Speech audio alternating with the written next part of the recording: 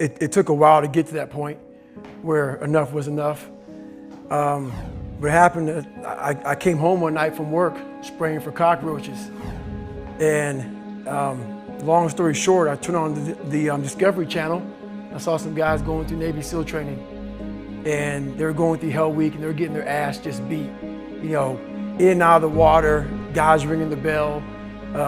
They were suffering. And I was weighing like 297 pounds. And I had to make a change in my life. I wasn't going anywhere.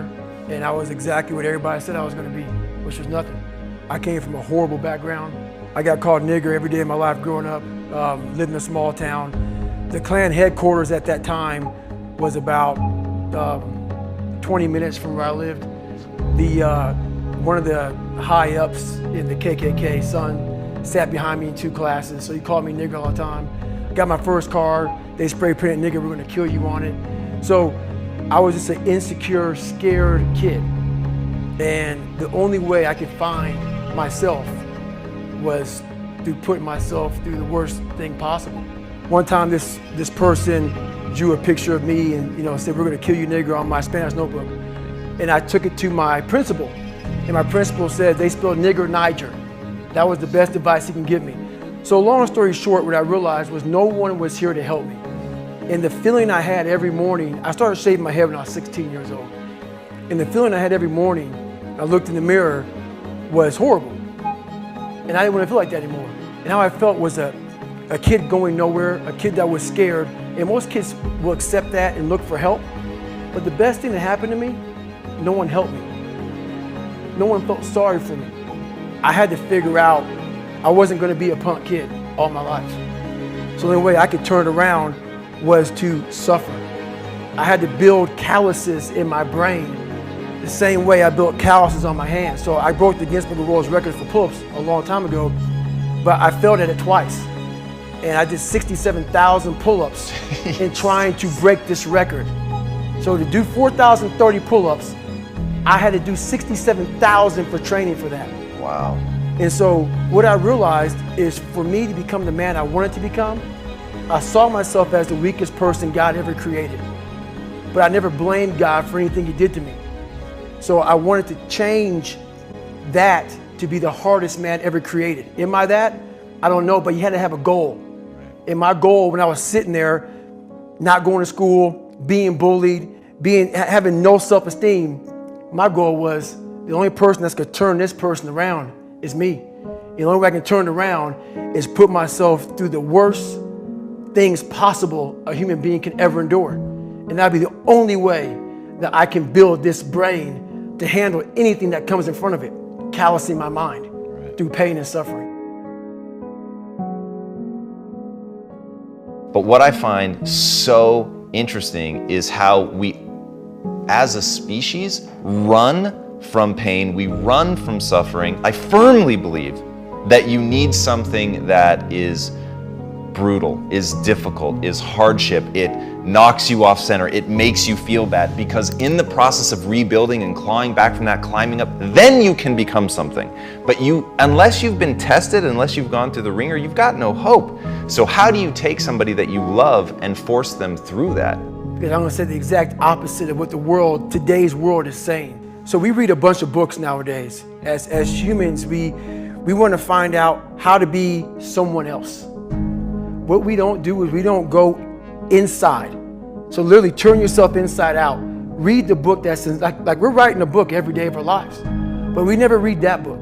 You have to look inside of yourself to see what you really want. What are you passionate about? We use these words and these little phrases of only the strong survive and all this other crap. They're all just fucking words. I get so tired of hearing people just talking. Like right now, someone may think Goggins is just talking. You don't know me. So when I speak from passion, I speak from experience, I speak from suffering. The only way I believe, and this is my experience in life, the only way you're ever going to get to the other side of this journey is you have got to suffer to grow. To grow, you must suffer. And some people will get it and some people won't. But they have to see what their journey is to start their journey. Several people live to be 100 years old, and they have great lives, and they have great kids. Their kids go to college and all sorts of stuff. But somewhere in their life, there was a point where they had a decision to make. They can go left or right on this path. Left was the easy route. Right was the hard route. A lot of people take the easy route. And they had a good life that way, but the better life was going to the right side. And you may have 20 years of pain and suffering to get past it, but a lot of us die never truly starting our journey. You gotta start your journey. It may suck, but it will come out the other side where you're coasting. Every day, we're seeing who we are as people. When I was growing up, I lied for people to accept me because I didn't accept myself. So I would make up stories so that you would accept me into your world. Everything I did was for someone else to like me. It wasn't until I started reading my own book about how pathetic I was as a human being. I could blame my dad, I could blame kids at school, I could blame having health issues, ADD, my mom not being around. I could blame a lot of people. And that's the book I was reading. And I put it off on everybody else. It wasn't until I said, you know what, for me to fix this, I gotta read what the fuck is wrong with David Goggins? Not blame anybody. Read my book and say, okay, I'm afraid of my shadow. How can I overcome that? Go in the military, get your ass kicked, do things you hate to do, be uncomfortable every fucking day of your life. Roger that. I'm not the smartest kid in the world. Okay. Instead of somebody saying, oh no, you're smart. No, don't say that to yourself. I said to myself, no, I'm a dumb motherfucker. Okay, roger that. How you get smarter? Educate yourself. So the things that we run from, we're running from the truth. We're running from the truth, man. So the only way I became successful was going towards the truth. As painful and as brutal as it is, it changed me. It allowed me to become, in my own right, who I am today. I knew nothing about ultra marathons. I hadn't even run a marathon. I knew nothing about this world. So I Googled the top 10 hardest races in the world. And what comes up is a Badwater 135. It's a 135-mile race through Death Valley in the summertime. I thought it was a race where you run like 20 miles, set up camp, barbecue outside, and then go run some more the next day. So I called the race director up at the race and said, hey, Chris, his name is Chris Costman, I want to do your race. I hadn't put running shoes on in over a year. I was a big time power lifter. I lifted weights heavy. That's what I did. I just got back home from Iraq, went straight to free fall school, and then this happened. So I called Chris Costman up on a Wednesday. He says, look, man, the only way you can qualify for my race is to run 100 miles at one time in 24 hours or less. And he said, if you qualify by running 100 miles or less in 24 hours, I will consider you my race. I'm gonna cut to the chase. I signed up for this race. It's called the San Diego One Day, where you run around a 1 mile track for 24 hours to see how many miles you can get. My goal was 100 miles. So I got to mile 70 and I cleared 70 miles in like 12, 13 hours pretty quickly. But I was done. My feet were broken. I was stress fractures, shin splints, muscles were tearing. I was in bad shape. I was eating Ritz crackers and drinking Mileplex. That's all I had. No water, didn't know what the hell I was doing out there. So I sat down at mile 70, and at this time I was married. And I look at my wife and I was like, I'm messed up bad. So I literally start to turn white. Here I am, I'm all fucked up in this chair. I'm at mile 70, I got 30 fucking miles to go. I'm jacked up. I gotta go to the bathroom, and the bathroom's like 20 feet from me. It's a porta potty. I can't get out of the fucking chair. So I'm peeing blood down my leg. Whoa. Pooping up my fucking back. And I got 30 miles to go. And I can't stand up because my blood pressure's all messed up. I've been in 3 hell weeks, Ranger school, overcome so many obstacles in my life. This last 30 miles of this race is when I realized a human being is not so human anymore. We have the ability to go in such a space if you're willing to suffer, and I mean suffer. Your brain and your body, once connected together, can do anything. And this 30 miles was the life-changing moment. I was out of it. I was in the worst pain in my entire life.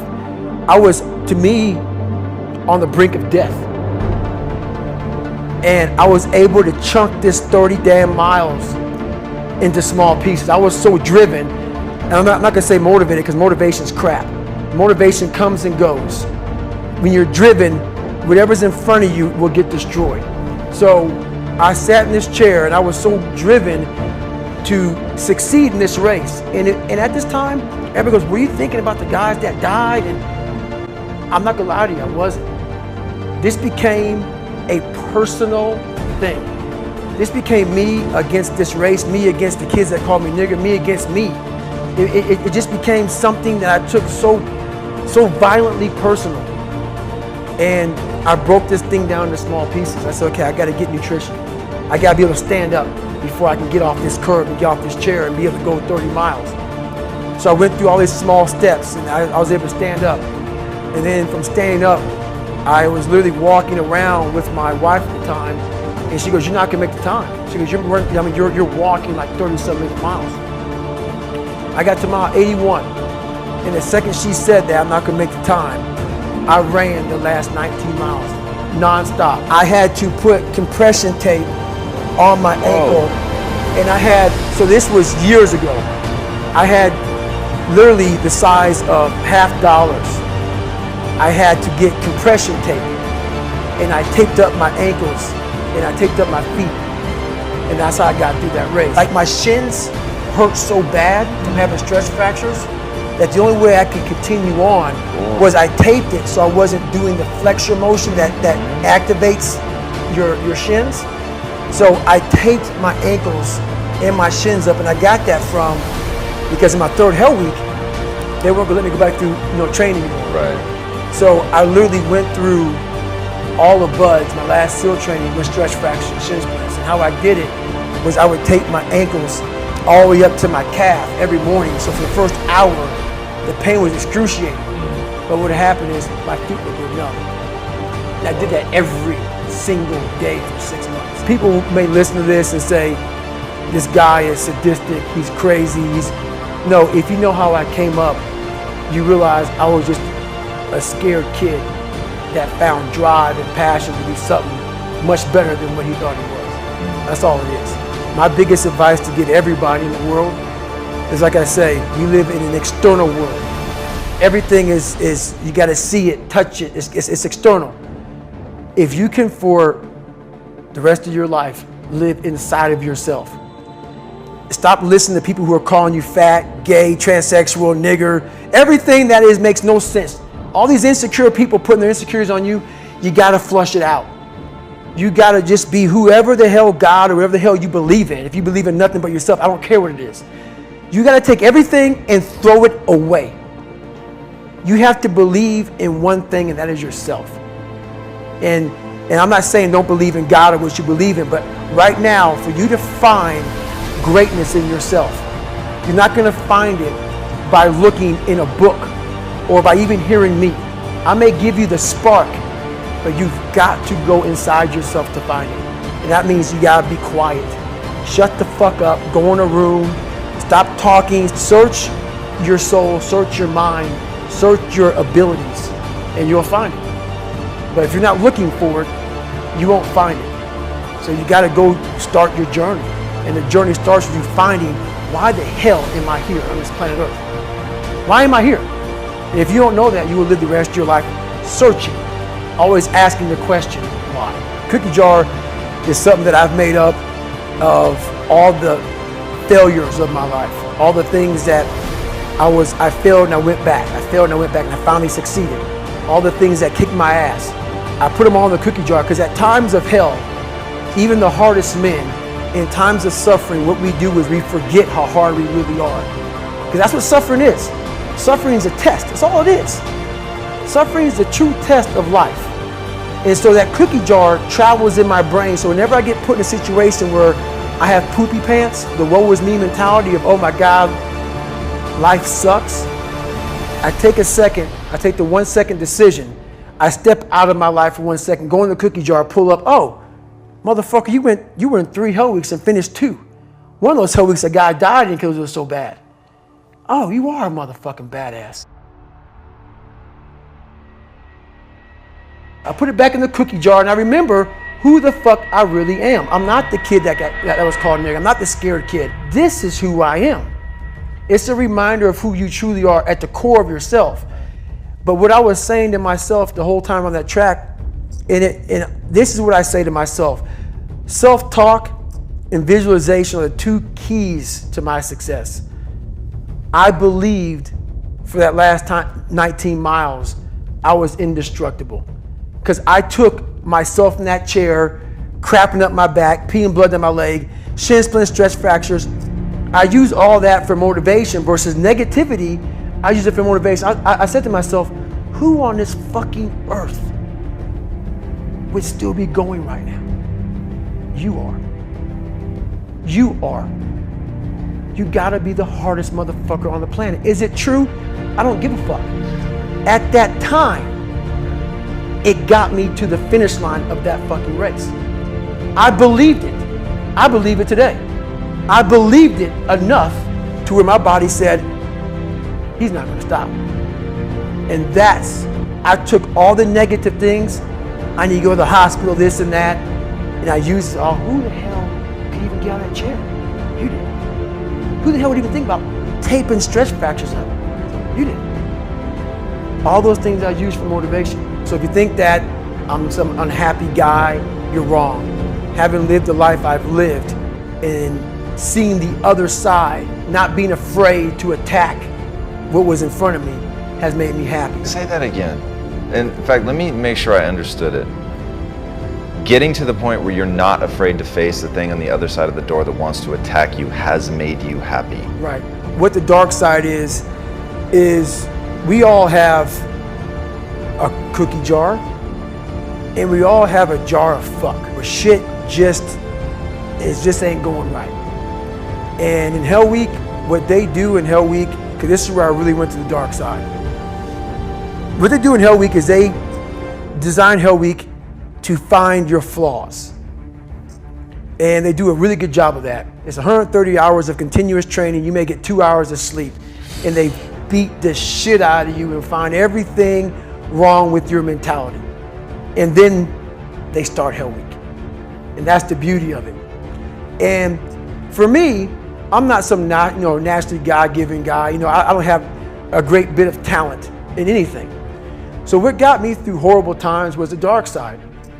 My name is David Goggins. I created Goggins. Goggins is the guy that can take anything you put in front of him. You want to break my motherfucking legs? So be it. I have a way of going to a place like I did in that race where all the pain and suffering that they put on top of me in Hell Week, I will reverse that pain and suffering and I will take your soul. So every instructor that put me through BUD/S, my job, what drove me, was I wanted you to go home that night after you beat the living shit out of me and I smiled in your face. I wanted you to feel worse than I did, and you were going home to a nice warm bed with your wife or your kids and a nice meal, and I was still out there in the grip, suffering for another 100 hours. I wanted you to think about me, knowing that I'm comfortable being very unfucking comfortable. And I want you to think about when you went through fucking Hell Week, how uncomfortable you were and how bad you wanted to quit, knowing I'm not thinking that fucking way. So the dark side is something that I've designed.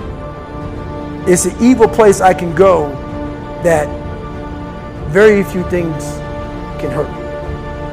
I use the hurt you're trying to put on me, I flip it upside down and use it. You trying to use it for kryptonite? No, it's power pillars for me. I'm using it for strength. I just flip negative into positive, that's all it is. People say, man, you cuss all the fucking time, why? Well, I hate to say it, the best way for me to get how I feel across, I can't sit here and say, you know what, yeah, I went through Hell Week and man, it was really hard. No, that motherfucker takes your damn soul, rips it inside out, and then they say, now we're going to fucking start. It allows me to express where I was at a point of my life. If I don't give you all of me, why the hell am I here? Why? How will you learn from me people take so much offense to me. You will never learn from people if we always tap dance around the truth by finding the right words so I don't hurt you because you have thin skin. No, tighten up, people. It's okay. Trust me, it's okay. You might be called nigger one day. It's okay. You might be called some Jewish word or some faggot or gay word. It's okay. Let them call you that. What are you going to do now? They don't own your life. How are you going to control that now? How are you going to flip it upside down and say, Roger that, now I'm going to harness this shit and you'll read about me years from now? How? That's the question. How are you going to do that? Thicken your skin. Become more of a human being. Don't be afraid of the reflection in the mirror, because that's all you can be afraid of. Once you overcome the reflection in the mirror, you've done it. The younger generation quits. Not everybody. So I gotta put that. People get their butt hurt. So not everybody. Most of this generation quits the second they get talked to. You did this wrong, or they get yelled at. It's so easy to be great nowadays because everybody else is, most people are weak. This is a softened generation. So if you have any mental toughness, any ability, if you have any fraction of self-discipline, the ability to not want to do it but still do it. People have a hard thing to understand. I hate to run. And what makes me so crazy, it doesn't anymore, people go, well, why do you run if you hate it? What are you talking about? I don't want to take showers and eat either. I hate that too. That's life, man. It wasn't until I changed that mentality that I became somebody. I hated going to school, so guess what? I was dumb as shit. That's what 1 + 1 is 2. But if you can get through to doing things that you hate to do, on the other side is greatness. That's what people don't understand. By me running, I am callous in my mind. I'm not training for a race. I'm training for life. I'm training for the time when I get that 2 o'clock in the morning call that my mom is dead or something happens tragic in life.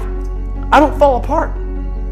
I'm training my mind and my body and my spirit so it's all one, so I can handle what life is going to throw at me. Because the life I've lived, it throws a whole bunch at you. And if you're not physically and mentally prepared for that, you're just going to crumble and you're good for nobody. When you are on one side of the door and your mind is racing, because on the other side of that door, it could be no one. It could be 4 guys with 4 AK-47s. That door you're about to open could be booby-trapped. So once you open it, boom, your legs are gone. So there's 1,000 things you think about when you're the first guy, second guy, third guy, getting ready to go in a room and flood it. You must be that person on that door, get ready to open it, thinking to yourself, if I die, so be it. The only way you can go in that door is knowing there's a great chance you're gonna die. I hated jumping out of airplanes. I hated shooting guns. I hated the job as a Navy SEAL. But I did it because I wanted to change myself. So my whole thing is, if you're gonna choose to open that fucking door in Iraq or Afghanistan, open the motherfucker and go in hard. Because they're gonna remember you by slowly opening it and peeking in. So if you're gonna open it and you made the mind to open it, don't crack it open. Open the fucking door, go in. That's with life. If you're choosing to do something, attack it. Because they're gonna remember you as not attacking it. So I want to be remembered. You can hate me, but there's one thing you can't say about me. I didn't attack it. No matter what avenue I choose, I want to be the very best. And the very best may not be I'm number one. The very best is, did I leave everything inside of me out there? So attacking is not like, oh, I want to win this or win that or be the best. The best is I'm running against myself in everything I do. And that's what I attack. I attack myself. I'm always questioning myself. I'm always holding myself accountable. The accountability mirror is something that I kind of came up with in high school. Like I said, I started shaving my head when I was 16, and I got caught up in trying to impress so many people because no one liked me. So I developed so many different identities. Let me sag my pants. Let me pull my pants up. Let me talk this way or act this way or be this way or whatever the hell it may be. God, dog, so many different things I did to try to fit in with so many different groups that when you look in the mirror, that's the one person you can't lie to.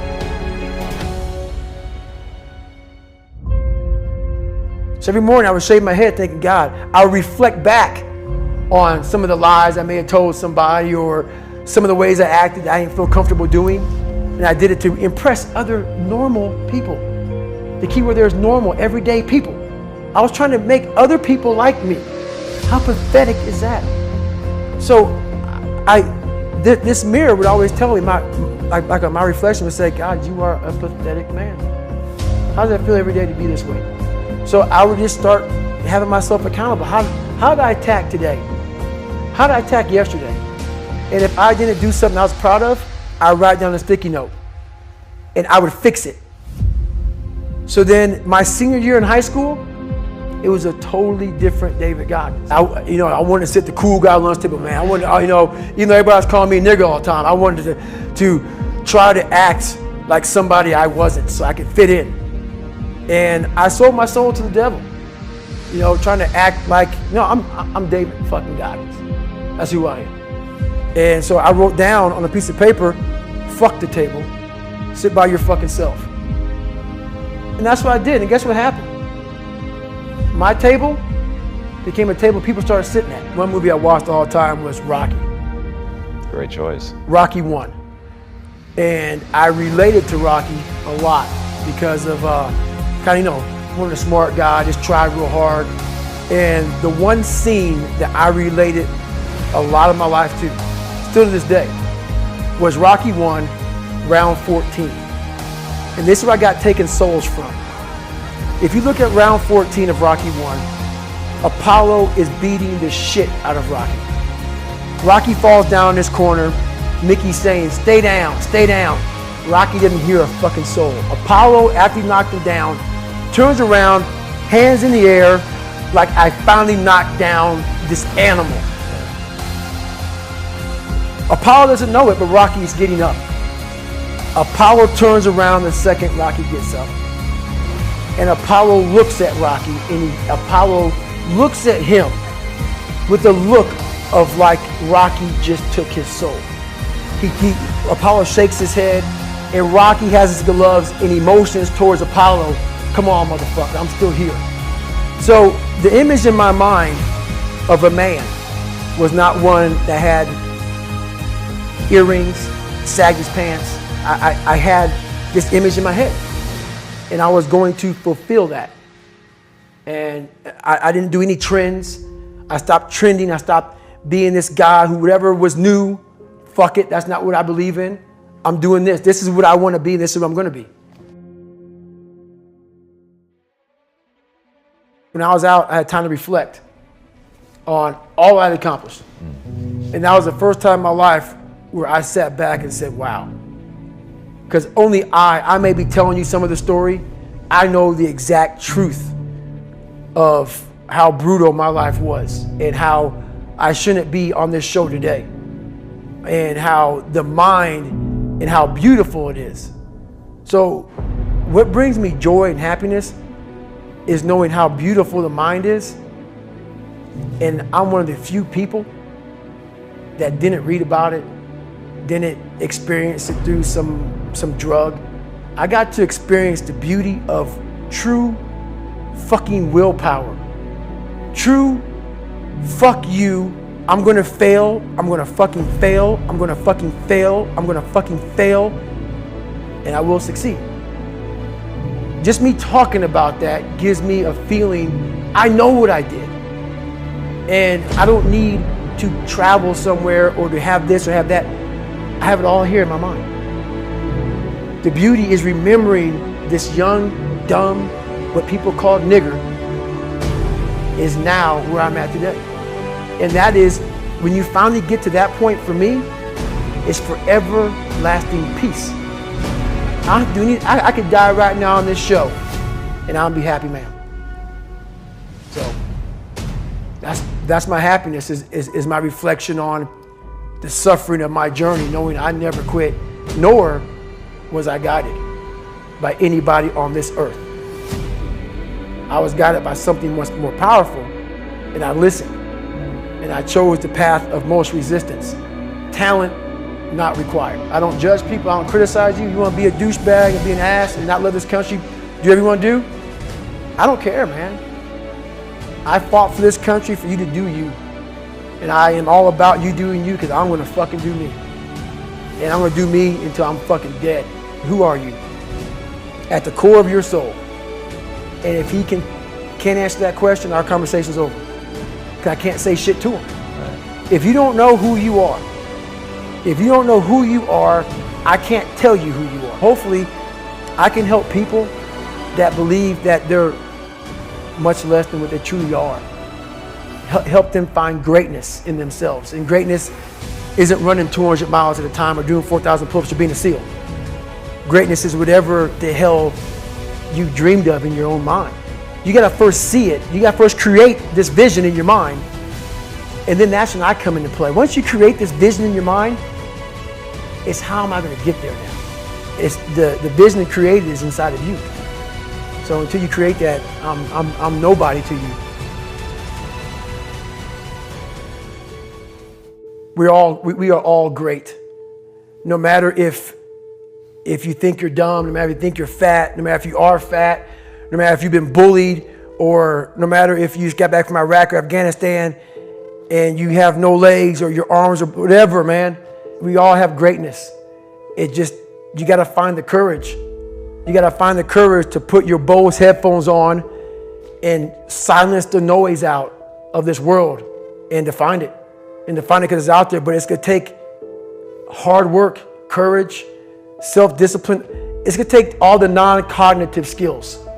It's the non-cognitive skills that set you apart from everybody else. And that's what it's all about.